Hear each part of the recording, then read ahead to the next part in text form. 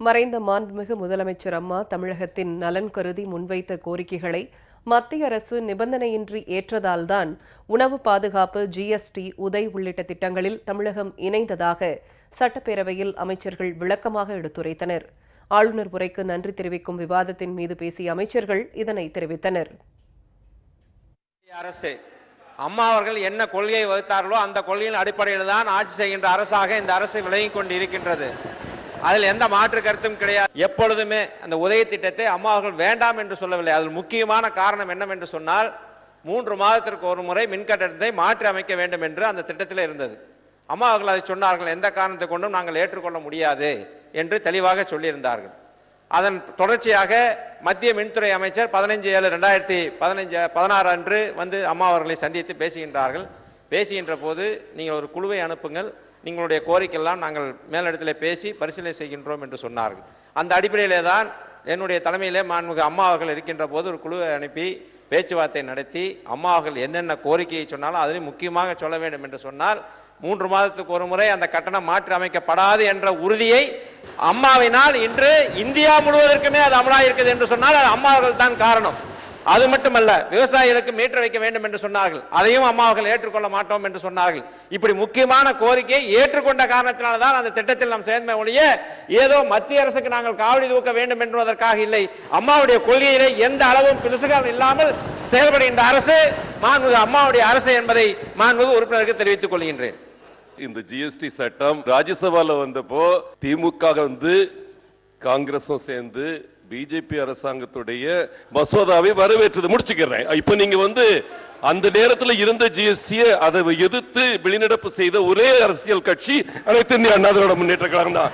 ஆனா அதுக்கப்புறம் நேத்து இப்ப கவர்னர் உரையில சொல்லியிருக்கிற மாதிரியே எப்படி 248 சட்டப்பிரிவுகள் ஒவ்வொன்றும் தமிழ்நாடு மாடல் படி வடிவமைக்கப்பட்டதுன்னு இன்னைக்கு அருண் ஜேட்லி அறிக்கை கொடுத்திருக்கிறாரு. ஒவ்வொன்றும் இன்னைக்கு புரட்சி தலைவி அம்மா அவர்களுடைய சிந்தனையில் என்னென்ன கனவுகள் இருந்ததோ அது எல்லாமே அதுல நிறைவேறி இருக்கு. குறிப்பா நீங்க கேட்கிற இழப்பீடு 33,000 கோடி நமக்கு இந்த 16 வரிகளும் ஒன்றடங்கிய ஜிஎஸ்டியில தமிழ்நாட்டுக்கு சென்ற வருடம் நம்ம கலெக்ட் பண்ணது.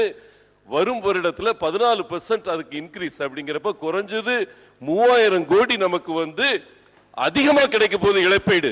இதை சாதித்தது அனைத்து இந்திய அண்ணா திராவிட முன்னேற்ற கழக அரசாங்கம். அங்க போய் அம்மாவோட வழிநடத்துறதுல அதை செஞ்சிருக்கிறோம். மதுரவாயில் திட்டத்தை பற்றி சொன்னார்கள். அங்கே நீர்வழி பாதை தடைபடக்கூடாது என்றுதான் நாங்கள் வலியுறுத்தினோம் ஒழிய உயர்மட்ட பாலம் அமைக்கக்கூடாது என்றதால் நோக்கம் அல்ல.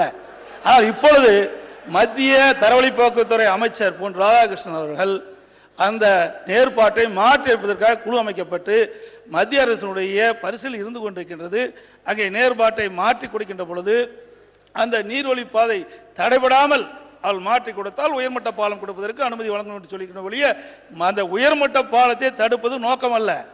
அங்கே கூவமாற்றின் நடுவே அந்த பில்லர் அமைப்பிற்கு காரணமாக நீர்வழி பாலை தடைபடுகின்றது. அது அந்த ஒப்பந்தத்தை மீறி அந்த பாலை பணி அமைத்த காரணத்தினால் அந்த கோவமாற்றின் நடுவே தாங்கு தூண் அமைக்கப்பட்ட காரணத்தினால் அங்கே வெள்ள நீர் வருகின்ற பொழுது ஊருக்குள் புகும், ஆகவே மக்கள் பாதிக்கப்படுவார் என்று கருதிதான் அதை நிறுத்தப்பட்டதை ஒழிய வேறு ஒன்றும் காரணமில்லை. இப்பொழுது மத்திய இணையமைச்சர் பொன் ராதாகிருஷ்ணன் அவர்கள் அந்த நேர்பாட்டை மாற்றி அமைப்பதாக சொல்லியிருக்கின்றார்கள். மாற்றி அமைக்கப்படுகின்ற பொழுது அந்த உயர்மட்ட பால பணி மேற்கொள்ளப்படும் என்பதை தங்கள் வாயிலாக அனுப்பி தெரிவித்துள்ளேன்.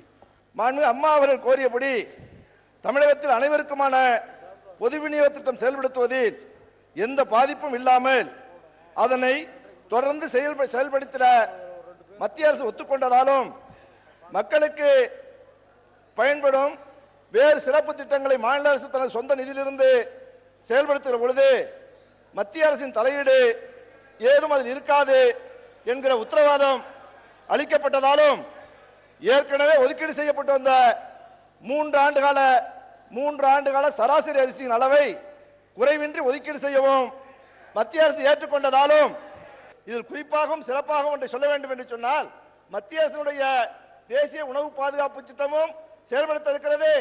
மாண்புமிகு புரட்சி தலைவி அம்மா அவர்களுடைய விலையில்லா அரிசி திட்டமும் தொடர்ந்து செயல்படுத்த இருக்கிறது.